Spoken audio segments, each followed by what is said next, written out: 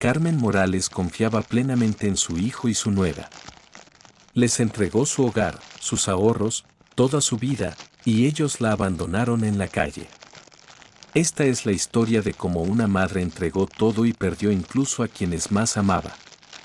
Prepárate para conocer la tragedia silenciosa de Carmen Morales. La historia de Carmen Morales Ruiz, registrada años después en los archivos de Servicios Sociales de Castilla-La Mancha como expediente 4732/CMR, comenzó en un pequeño municipio cerca de Toledo, donde las calles estrechas, las fachadas encaladas y los silencios largos marcaban el ritmo de la vida diaria.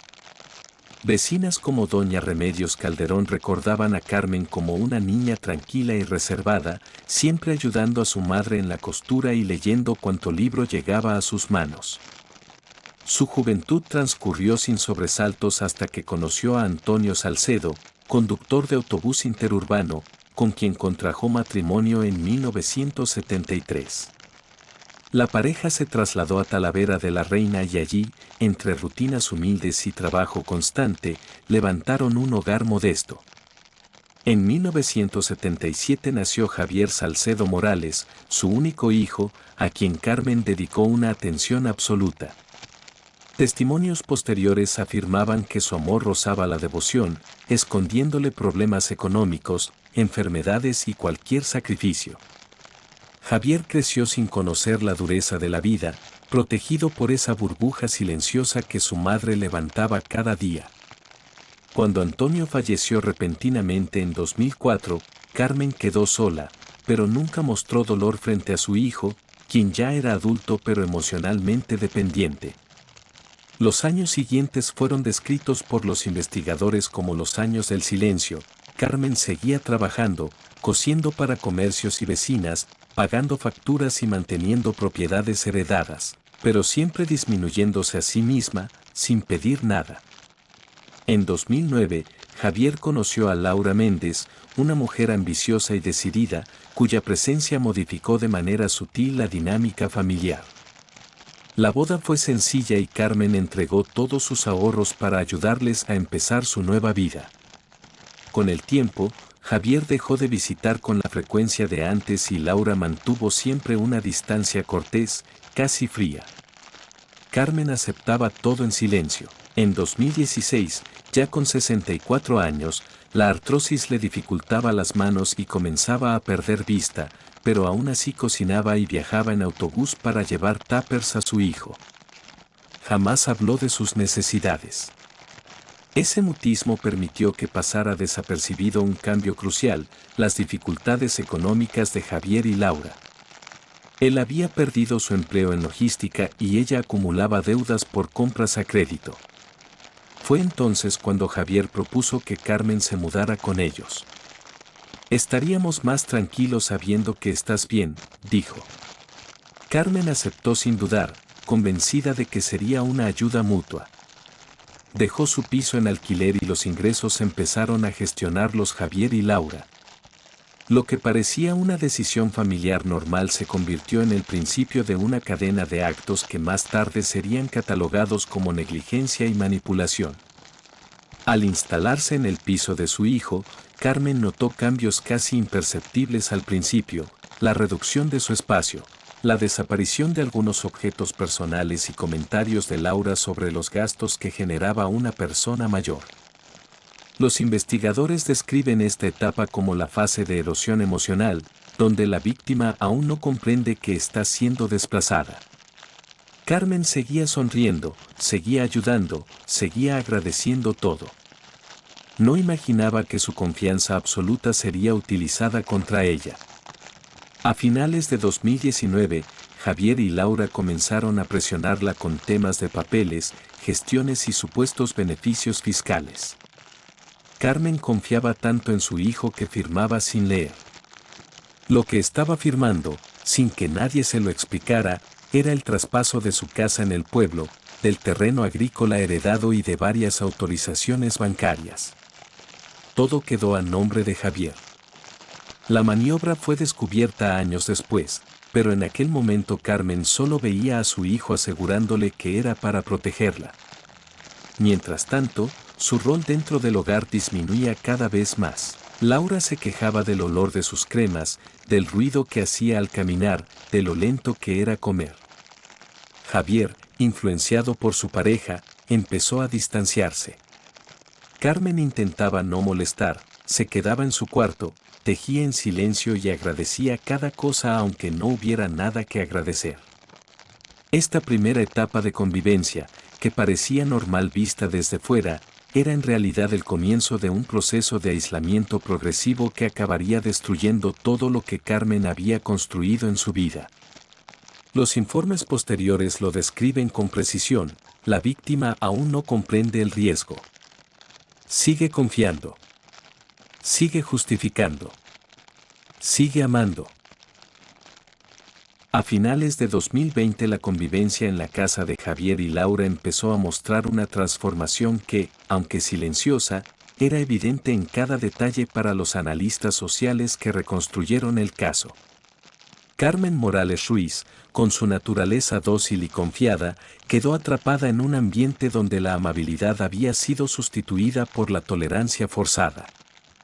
Los testimonios de vecinos del edificio muestran que al principio notaban a Carmen saliendo por las mañanas a comprar pan o fruta, siempre saludando con una sonrisa tímida. Pero con el paso de las semanas esas salidas se volvieron menos frecuentes, hasta que un día simplemente dejaron de verla. Según la investigación, Laura había empezado a controlar sus movimientos bajo el argumento de que una mujer mayor podía caerse o perderse fácilmente. Sin embargo, no existía ninguna recomendación médica que justificara ese nivel de supervisión. Lo que sí existía, documentado más tarde en informes, era una progresiva reducción de la autonomía de Carmen. Primero le quitaron las llaves del portal, luego su tarjeta de débito y finalmente la gestión de su pensión, que Javier comenzó a recibir directamente alegando ser representante familiar. En el interior de la vivienda, el espacio de Carmen se redujo de manera casi simbólica. A pesar de que al mudarse tenía una habitación amplia y luminosa, Laura le sugirió que utilizara el cuarto pequeño para no molestar con la luz encendida por las noches. Carmen aceptó sin rechistar. Ese cuarto, según describen los inspectores, tenía apenas una mesita, una cama estrecha y un pequeño armario donde sus pertenencias fueron amontonadas sin cuidado. Varias fotos familiares desaparecieron y nunca se volvieron a encontrar. Las dinámicas del hogar cambiaron. Laura empezó a señalar que Carmen gastaba demasiada agua al ducharse, que usaba demasiada electricidad planchando y que una persona que no trabaja no debería aumentar las facturas. Javier, que hasta entonces había sido el centro emocional de su madre, empezó a justificar los reproches de su esposa. «Mamá, entiende que ahora tenemos gastos», repetía, sin darse cuenta, o sin querer darse cuenta, de que los mayores gastos de la familia habían sido precisamente cubiertos por Carmen durante toda su vida.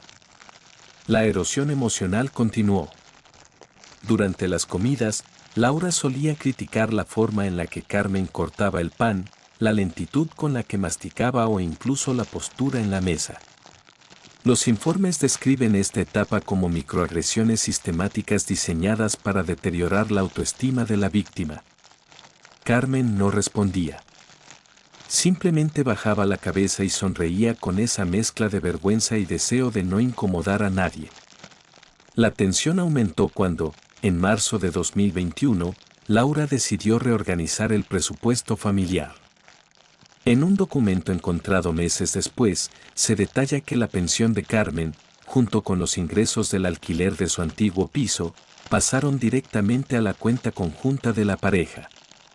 Carmen no tenía conocimiento de la magnitud del traspaso, porque Javier le explicaba las cosas de manera superficial y siempre remataba con la frase: «Tú confía en mí, mamá». Y ella confiaba. Los fines de semana se volvían especialmente duros. Laura organizaba reuniones con amigos y familiares suyos, donde Carmen era relegada a la cocina o directamente encerrada en su cuarto para no molestar con su presencia callada. Según el testimonio de una invitada, una noche escuchó como Laura decía: si no fuera por lo que aportó económicamente, ni estaría aquí. En esas fechas también comenzaron los primeros indicios de negligencia física. Carmen tenía dificultades para abrir frascos, para caminar durante mucho tiempo y para leer etiquetas debido al deterioro de su vista, pero Javier ni Laura la acompañaban al médico. En los registros del Centro de Salud de Talavera se constató que faltó a 3 citas importantes para el control de su artrosis y tensión arterial. Cuando una vecina, doña Teresa Bañuelos, preguntó por ella en el portal, Laura respondió con frialdad: está muy cansada para salir. La verdad era otra. Carmen no salía porque Laura había dejado de permitirle el acceso al bolso donde guardaba su monedero y su teléfono. La dependencia era total, aunque ella aún no lo comprendía. A mediados de 2021, Javier insistió en que Carmen firmara unos documentos para actualizar la situación del terreno agrícola. La mujer, confiando plenamente, firmó sin preguntar. El documento, como reveló la investigación notarial posterior, completaba el traspaso de todas las propiedades restantes al nombre de Javier Salcedo. Desde ese momento, Carmen no poseía legalmente nada. En el hogar, la dinámica se volvió más hostil. Laura empezó a insinuar que Carmen olía raro, que ya no era higiénica, excusas típicas de casos de maltrato psicológico hacia personas mayores. Incluso se registró que en más de una ocasión le sirvieron comidas distintas, más escasas, bajo la excusa de que a su edad necesita menos. Carmen, acostumbrada a agradecer incluso lo injusto, respondía con una sonrisa desdibujada. Su mundo se reducía a un cuarto pequeño, unas mantas viejas y un silencio que parecía agrandarse cada noche. Los informes describen que, en esta fase, la víctima ya empezaba a mostrar señales de deterioro emocional, somnolencia, confusión, pérdida de peso, llanto silencioso antes de dormir. Pero nadie en el hogar lo veía o lo quería ver. El punto de quiebre llegó en otoño de 2021, cuando Laura comenzó a hablar abiertamente de lo incómodo que era tener una persona mayor en casa. Javier, influenciado y acorralado por sus propios problemas económicos, empezó a considerar soluciones más radicales. En los registros telefónicos analizados por la policía, se confirmaron búsquedas en Internet sobre cómo desalojar legalmente a un familiar conviviente. Carmen, ajena a todo, seguía doblando la ropa de la familia, cocinando cuando se lo permitían y repitiendo cada noche que era afortunada de estar acompañada. Sin embargo, los analistas coinciden en que para este punto Carmen ya había perdido cualquier sentido de propiedad sobre sí misma. Su identidad estaba reducida a obedecer, agradecer y no molestar. Esta fase de erosión, larga, silenciosa y devastadora, preparó el terreno para el acto final, la expulsión. Todo lo que vendría después sería aún más cruel. A comienzos de 2022 la situación dentro del piso de Javier y Laura tomó un giro definitivo, uno que más tarde sería descrito por los agentes de investigación como el punto de no retorno. Para entonces, Carmen Morales Ruiz se había convertido en una figura casi invisible dentro de la vivienda, no participaba en decisiones, no manejaba dinero, no tenía teléfono propio y sus pertenencias estaban reducidas a una bolsa de ropa y un pequeño costurero. Su presencia era tolerada, no bienvenida. Los registros hablan de una mañana fría de febrero en la que Laura, tras discutir con Javier por problemas económicos, descargó su frustración sobre Carmen. Las declaraciones del único testigo, un vecino que escuchó voces elevadas a través de la pared, indicaron que Laura acusaba a la anciana de ser un gasto inútil y de robarles espacio y paz. Javier no intervino. A partir de ese día, Laura dejó de ocultar su rechazo. Exigía que Carmen comiera sola en la cocina, que no usara la televisión del salón y que se encerrara en su cuarto cuando ellos recibían visitas. Javier, bajo presión y emocionalmente debilitado, empezó a ausentarse de la casa con más frecuencia, delegando toda interacción en Laura. Para Carmen, aquello era confuso, No entendía por qué su nuera había dejado de hablarle cordialmente, ni por qué su hijo la evitaba, pero seguía creyendo que era algo temporal. La investigación posterior confirma que en este periodo comenzó una forma de maltrato pasivo, se ignoraban sus preguntas, se tardaba en servirle comida y se le restringía el acceso al baño durante reuniones familiares. El deterioro emocional era evidente. Un informe de servicios sociales registró que Carmen había perdido 9 kilos en 3 meses y que su lenguaje se había vuelto inseguro y entrecortado, típico de personas mayores sometidas a estrés continuado. El momento crítico ocurrió a finales de marzo, cuando Laura propuso abiertamente a Javier sacar a su madre de la casa. La conversación, encontrada en un mensaje de audio recuperado por la policía durante la investigación, muestra una claridad cruel: no es nuestra responsabilidad, Javier. Ya nos dio todo lo que podía dar. Ahora es una carga. Tu madre no puede seguir aquí. Javier dudaba, pero no por empatía, sino por miedo a lo que la gente pudiera pensar. Laura fue contundente: nadie tiene por qué saberlo. Solo la llevamos abajo, le damos sus cosas y ya. La ejecución del plan ocurrió el 3 de abril de 2022, un domingo por la noche. Según los datos recogidos en cámaras de seguridad del portal, a las 22:47 se observa a Laura saliendo del ascensor con una maleta pequeña. 2 minutos después aparece Javier, caminando detrás de su madre, quien lleva un abrigo fino a pesar del frío. Carmen no sostiene ningún bolso, Laura lo tiene en la mano. No hay intercambio de palabras registrado en audio, pero las imágenes muestran a Carmen mirando repetidamente a su hijo, buscando una explicación que nunca llegó. En la declaración oficial, Javier aseguró que solo necesitaban un tiempo a solas con mi mujer para resolver problemas, pero los hechos contradicen esa versión. Al llegar al portal, Laura abrió la puerta con brusquedad y colocó la maleta en la acera. Javier permaneció unos metros atrás, sin acercarse. Carmen, confundida, preguntó qué estaba pasando. Laura respondió con una frase que se repetiría en informes y que marcaría la narrativa del caso: aquí ya no puedes quedarte. No hay espacio. No hay dinero. Tendrás que arreglártelas. Javier no habló. Ni una palabra. Carmen intentó tocarle el brazo, pero él dio un paso atrás.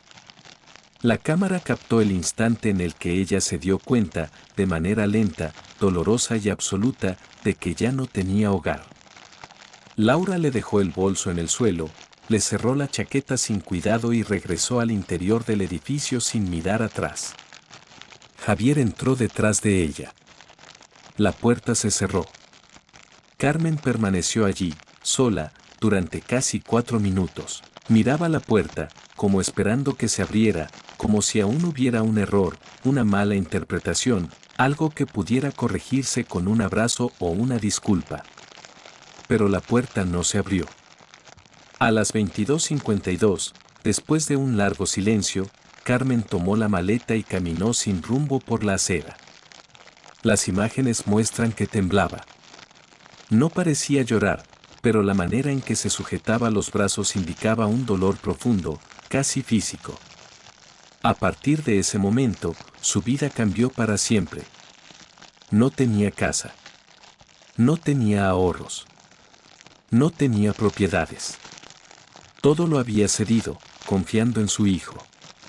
La primera noche la pasó sentada en un banco a 2 calles del edificio, según declaró un repartidor que la vio envuelta con su propio abrigo intentando dormir.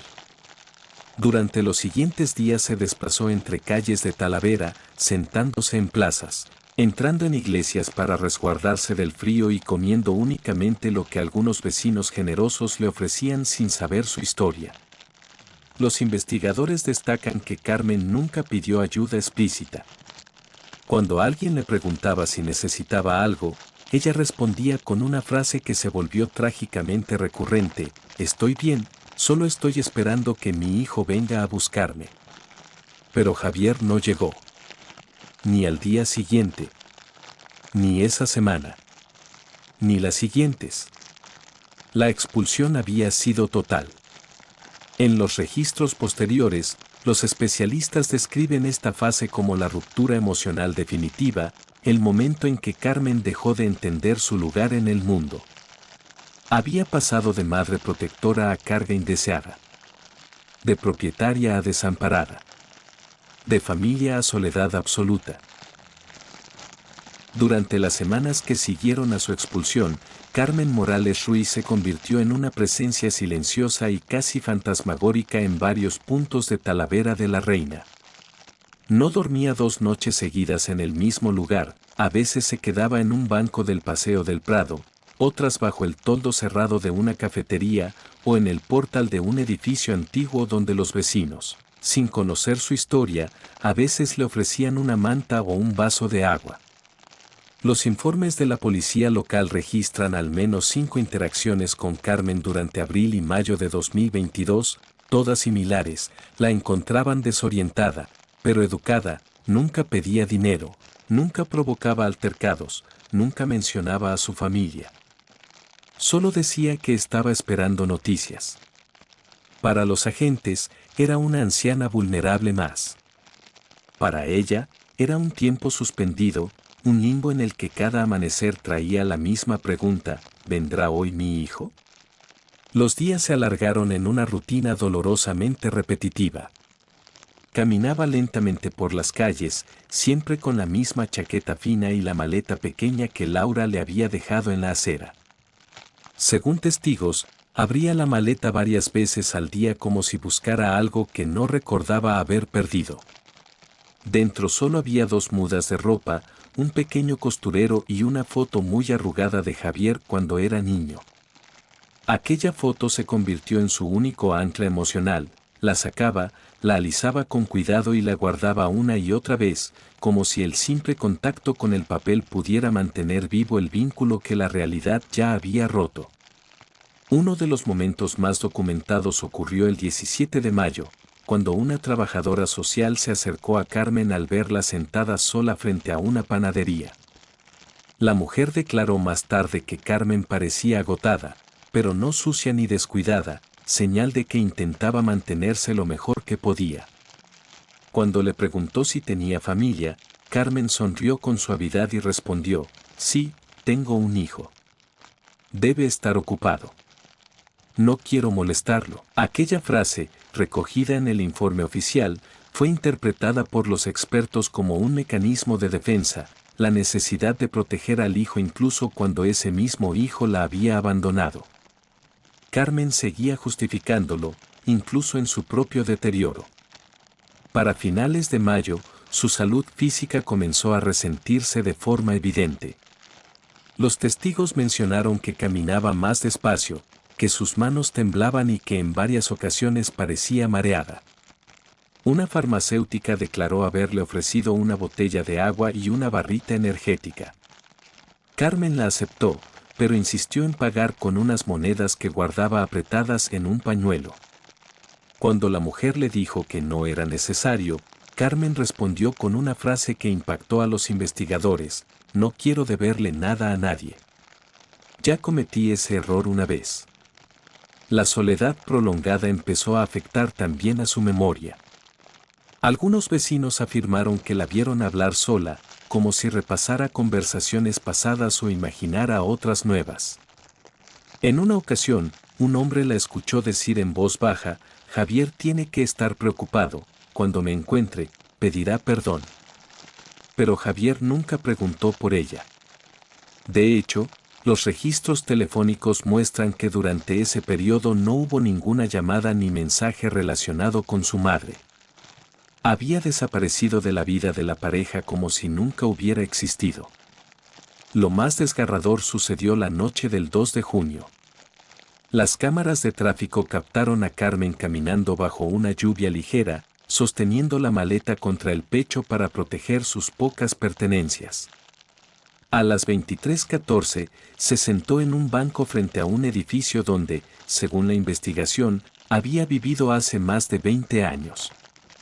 Allí permaneció inmóvil durante más de 1 hora, mirando las ventanas iluminadas como si buscara en ellas rastros de su vida pasada. En ese banco, Carmen pronunció en voz baja una frase que un vecino alcanzó a escuchar cuando regresaba a casa: si pudiera volver atrás, no habría firmado nada, pero una madre hace lo que cree mejor para su hijo. Esa declaración, recogida en el expediente, resume el núcleo emocional de la tragedia: el amor incondicional de una madre enfrentado al abandono más extremo. Durante esos días invisibles, Carmen no solo perdió un hogar, perdió su lugar en el mundo. Y aunque intentaba mantener la esperanza, cada día que pasaba la alejaba un poco más de la vida que había construido, de la confianza que la sostenía y de la familia que creía eterna. El 6 de junio de 2022, a las 7:42 de la mañana, una llamada al 112 informó sobre una mujer mayor desplomada junto a la fuente del Parque de la Alameda. Cuando los servicios de emergencia llegaron al lugar, encontraron a Carmen Morales Ruiz sentada en el suelo, apoyada contra su maleta, con los ojos entreabiertos y respiración débil. Según el informe médico, presentaba deshidratación severa, hipotermia leve y un cuadro avanzado de agotamiento físico. Aún así, cuando una enfermera le preguntó su nombre, Carmen respondió con voz casi inaudible: soy la madre de Javier. Fue trasladada al Hospital Nuestra Señora del Prado, donde permaneció ingresada en observación. Durante las primeras horas, los médicos intentaron estabilizarla mientras el equipo de trabajo social buscaba familiares. En los registros apareció un único número, el de Javier Salcedo Morales. Lo llamaron 4 veces. No respondió. Al quinto intento, contestó con tono irritado y dijo que estaba ocupado, que no sabía nada de su madre desde hacía días y que seguro estaba exagerando como siempre. Cuando se le explicó la gravedad del estado de Carmen, Javier guardó silencio unos segundos y luego afirmó que pasaría por el hospital si podía. Nunca fue.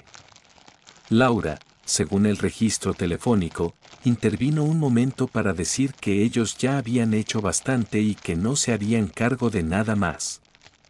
Esa conversación quedó registrada textualmente en el expediente 4732/CMR. Mientras tanto, Carmen despertaba y dormía en intervalos cortos. Los médicos describieron su estado como frágil pero consciente. Durante una de esas horas de lucidez, una trabajadora social le preguntó si deseaba contactar con algún otro familiar. Carmen negó suavemente con la cabeza y dijo: solo necesito que mi hijo esté bien. Yo estoy tranquila. Era una tranquilidad que no coincidía con la realidad médica, pero sí con su manera de pensar: proteger a su hijo hasta el final, aunque él la hubiera abandonado. Durante los días siguientes, el hospital realizó los trámites para otorgarle una plaza temporal en un centro de acogida para personas mayores en situación de emergencia. Sin embargo, para poder completar el proceso necesitaban documentación, la cual Carmen había perdido o había quedado en manos de Javier y Laura. Una enfermera recordó que Carmen repetía una misma frase cuando le preguntaban: yo no tengo nada, lo dejé todo en manos de mi hijo. Él sabe qué hacer. Ese él sabe qué hacer se convirtió en un símbolo de la tragedia, una mujer que lo había confiado todo a quien menos debía. La situación cambió de manera inesperada el 11 de junio, cuando una voluntaria de Cruz Roja encontró la maleta de Carmen abierta accidentalmente en la sala de observación. Entre la ropa doblada con torpeza, encontró un sobre arrugado.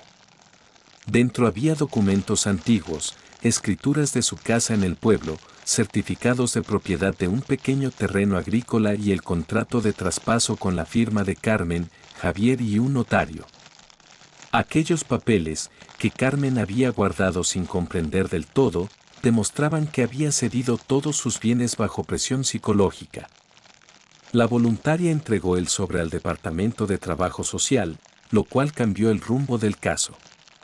El 13 de junio se abrió una investigación formal por posible abuso patrimonial contra persona vulnerable. Los agentes que acudieron al domicilio de Javier y Laura declararon que ambos mostraron irritación y negaron todo. Javier aseguró que su madre había firmado voluntariamente porque ya no estaba en condiciones de gestionar nada. Laura afirmó que Carmen era una carga. Cuando los agentes preguntaron por qué no la habían buscado tras su desaparición, ninguno respondió. Mientras tanto, en el hospital, Carmen se debilitaba progresivamente. Aunque no presentaba enfermedades graves, su cuerpo estaba exhausto por semanas de abandono y estrés. Médicos y enfermeras que la atendieron declararon que era una de las pacientes más agradecidas que habían visto. Pedía perdón incluso por ocupar una cama. El 16 de junio, durante una conversación con una trabajadora social, Carmen mencionó por primera vez un pensamiento que no había verbalizado antes: quizá me equivoqué, quizá Javier necesitaba otra clase de madre. La profesional le respondió que ella no tenía culpa de nada, pero Carmen sonrió con esa mezcla de humildad y tristeza que, según los testigos, siempre la caracterizó. Aquel mismo día, la investigación policial avanzó rápidamente. El notario que había firmado la cesión de bienes declaró que Carmen parecía confundida en la cita, que Laura respondía por ella y que Javier insistía en que su madre estaba de acuerdo en todo. El notario admitió que debió haber detenido la firma, pero en ese momento no lo consideró necesario. Ese testimonio se convirtió en una de las piezas clave del caso. Sin embargo, para Carmen, todos esos movimientos legales eran ajenos a su realidad emocional. Lo único que deseaba era ver a su hijo. Preguntaba por él cada mañana. «¿Vendrá hoy?», decía. Y cada día recibía la misma respuesta silenciosa: no venía. En la madrugada del 18 de junio, Carmen sufrió una fuerte caída de la presión arterial. El equipo médico logró estabilizarla, pero quedó claro que su cuerpo estaba llegando al límite. Aún así, cuando despertó unas horas después, pidió que colocaran la foto de Javier, la de cuando era niño, sobre la mesilla. La miró durante mucho tiempo sin decir nada. Una enfermera declaró que parecía despedirse en silencio. El 20 de junio por la mañana, los médicos recomendaron trasladarla al centro de acogida en cuanto se estabilizara un poco más. Pero esa estabilización nunca llegó. A las 22:17 de esa misma noche, Carmen Morales Ruiz falleció por un paro cardiorrespiratorio asociado al agotamiento prolongado. Murió sin dolor, según el informe. Murió tranquila. Murió sola. Cuando el hospital llamó a Javier para informarle, él tardó casi 12 horas en responder. Dijo que estaba de viaje. No asistió a la identificación del cuerpo. Tampoco a la cremación, gestionada finalmente por servicios sociales. Su ausencia quedó registrada en el expediente como acto de desentendimiento total. Semanas después, la investigación penal continuó, acumulando declaraciones, documentos y evidencia suficiente para imputar a Javier y Laura por abuso económico, abandono y negligencia grave hacia persona vulnerable. Pero para muchos funcionarios que trabajaron en el caso, la justicia llegó tarde. Nada podía compensar los últimos meses de soledad de Carmen. El expediente 4732/CMR se cerró oficialmente con una nota final escrita por la trabajadora social que la acompañó en sus últimos días. Esa nota, conservada en los archivos, dice: Carmen no tenía bienes, no tenía familia que la cuidara, no tenía fuerzas, pero hasta el último momento tuvo amor. Un amor que dio incluso cuando no lo recibió. Un amor que, en silencio, la sostuvo hasta el final. Hoy, en memoria de Carmen Morales Ruiz, su historia se utiliza en formaciones de trabajadores sociales en Castilla-La Mancha para enseñar a reconocer señales de abuso emocional y económico en personas mayores. Su nombre se convirtió en un recordatorio de que la vulnerabilidad no siempre grita, a veces susurra, se esconde, se calla y se rompe sin hacer ruido. La historia termina aquí, pero su silencio sigue hablando.